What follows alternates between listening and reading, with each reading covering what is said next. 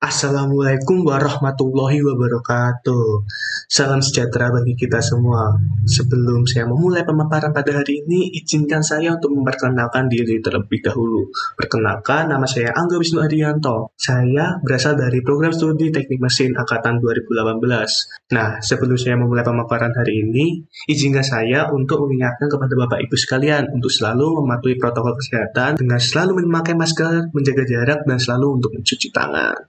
Nah, pada kesempatan kali ini, saya akan memaparkan program kerja yang keempat saya, yaitu adalah Wadah Pengaduan Kritik dan Saran. Nah, sebelumnya, apa sih fungsi dari kritik dan saran? Fungsi dari kritik dan saran yaitu adalah dengan adanya kritik dan saran ini nantinya didapatkan suatu perbaikan maupun ide dan pandangan baru untuk perkembangan kawasan wisata Griga atau mungkin wisata yang lain serta demi perkembangan desa ke depannya. Dengan adanya saran ini nantinya akan membuat kawasan wisata ini sesuai dengan yang diharapkan masyarakat, terutama pengunjung, sehingga nantinya akan dapat meningkatkan jumlah pengunjung yang ada.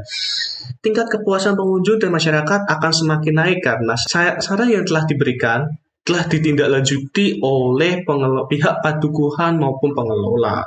Apa sih manfaat dari kritik dan saran ini? Yaitu adalah manfaat dari kritik dan saran ini akan dapat mengevaluasi dari pihak pengelola maupun pihak yang memiliki kepentingan di desa maupun di padukuhan yang nantinya menindaklanjuti aspirasi dari masyarakat. Yang kedua adalah untuk mengetahui kekurangan dan kesalahan yang ada. Dengan adanya kritik dan saran ini, kita dapat mengetahui kekurangan dan kesalahan yang selama ini tidak kita sadari, sehingga nantinya dengan kita mengetahui kekurangan dan kesalahan ini, kita akan memperbaikinya dan semakin menjadi lebih baik. Selanjutnya adalah agar kita dari pihak pengelola maupun dari pihak padukuhan akan selalu melangkah lebih maju, yang nantinya tidak akan stuck dalam satu kondisi yang mana nantinya warga dan pengunjung ini merasa puas atas apa yang telah kita lakukan.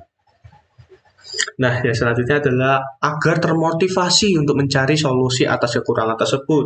Nah, pada saat kita mengetahui adanya kekurangan atas kebijakan kita maupun tempat yang kita kelola, nantinya kita akan selalu optimis dan selalu termotivasi agar menyelesaikan kekurangan tersebut, dan nantinya pengunjung dan warga akan merasa puas.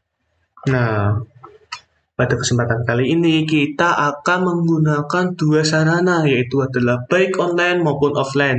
Sarana yang pertama adalah kita menggunakan suatu prototipe jika digunakan secara offline, yaitu adalah dengan menggunakan kotak saran yang nantinya saya akan rancang dengan menggunakan bahan akrilik yang nantinya bisa menampung aspirasi dari masyarakat dan pengunjung.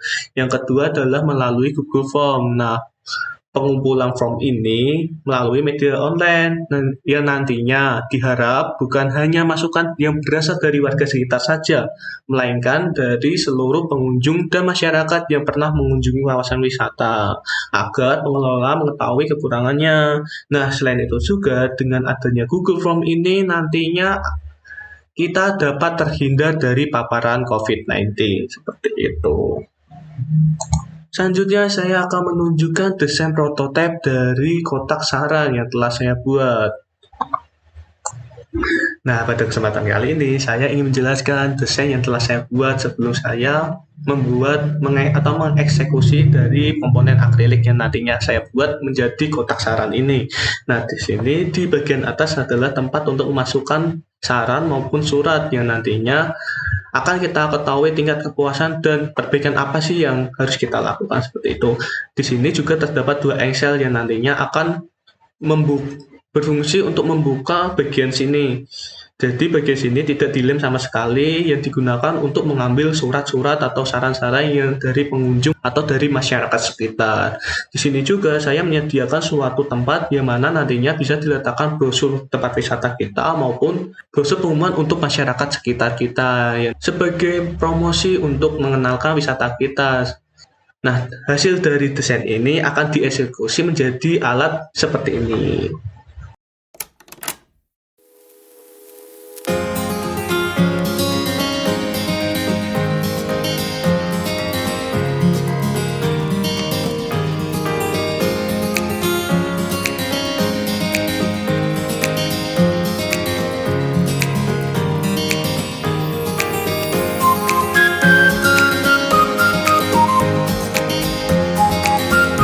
selanjutnya adalah gimana sih tutorial cara pembuatan Google Form yang nantinya akan kita jelaskan melalui video berikut ini.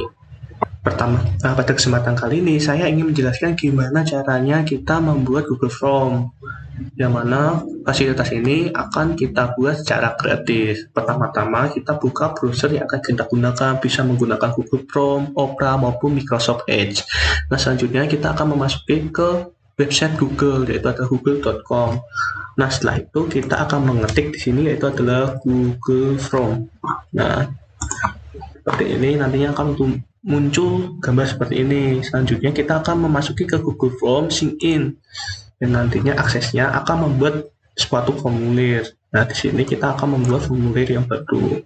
Nah, pada formulir ini tambah judul. Ini merupakan judul dari form kita. Apa sih tujuan kita terkait pembuatan form ini atau pengambilan survei ini? Disinilah judulnya adalah misal form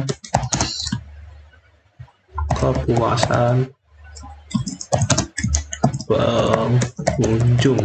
Nah, seperti ini. Nah, nantinya pengunjung akan tahu, oh ini adalah form kepuasan pengunjung setelah saya mengunjungi wisata Griga, seperti itu. Nah, di sini juga nanti dijelaskan fungsi dari form ini itu apa, tujuannya buat apa, dan nantinya kedepannya kayak gimana.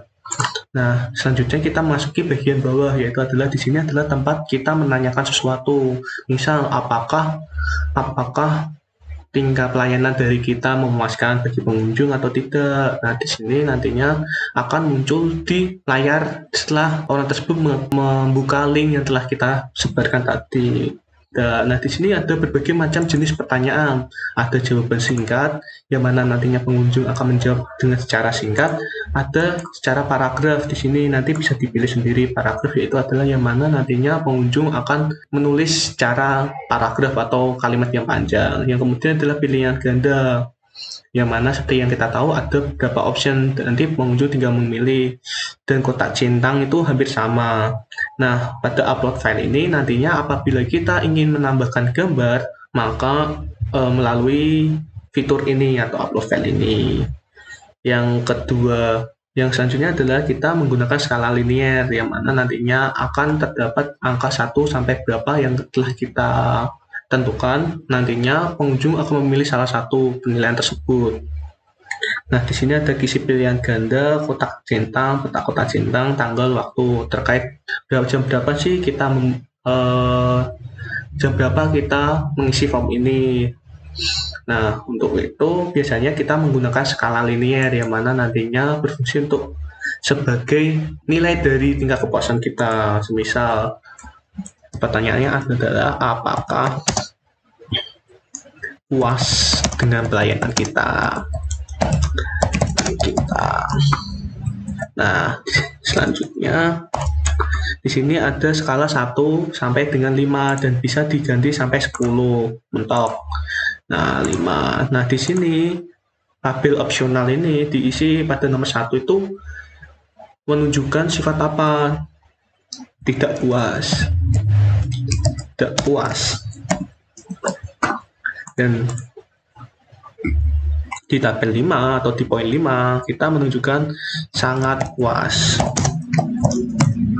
Jadi nantinya semakin kita memilih angka lebih kecil, maka semakin pengunjung tersebut tidak puas dengan pelayanan kita. Itu. Nah, ketika sudah selesai, kita akan menambahkan di bagian tambahkan pertanyaan. Nah, nantinya seperti ini formnya yang akan muncul di tempat orang yang akan mengisi ini.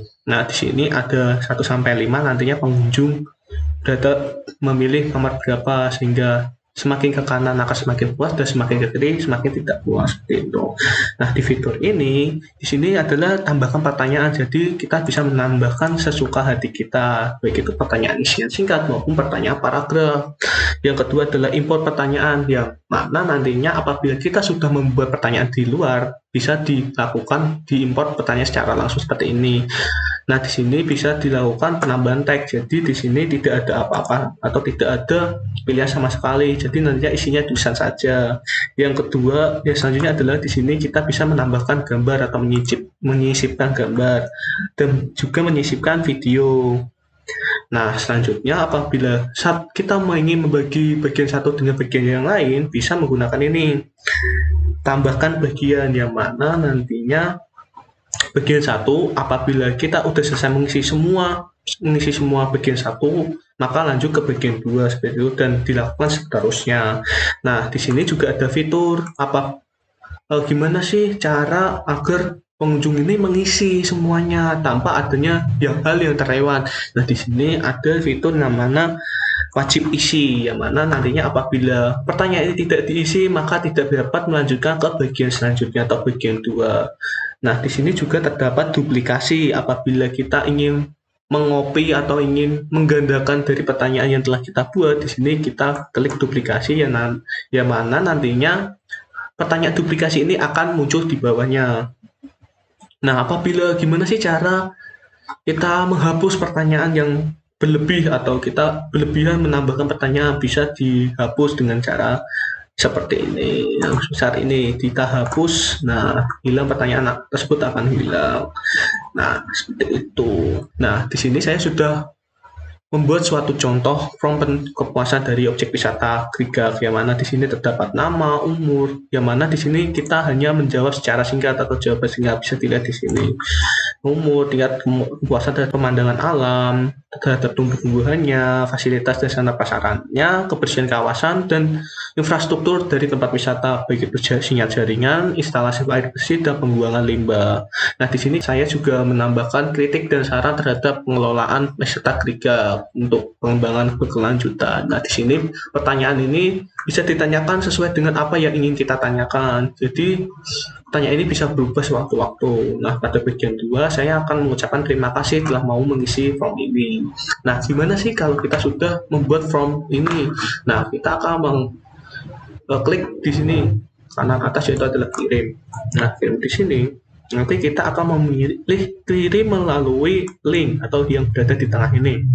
Nah, link ini akan dikopikan menuju ke sasaran kita atau pengunjung kita, atau mungkin evaluasi terhadap produk kita bisa dilakukan mengirim ke pengunjung apakah tingkat kepuasan atau rasanya enak atau tidak. Nah, di sini juga bisa dilakukan pemendekan link, yang mana nantinya nggak sepanjang ini, bisa dipendekkan seperti ini. Nah, contoh dari Google Form yang telah kita buat bisa dilihat seperti ini. Kita lihat saja. Nah, kita enter, masukkan link yang telah kita buat. Nah, seperti inilah caranya. Nah, kita harus masukkan nama.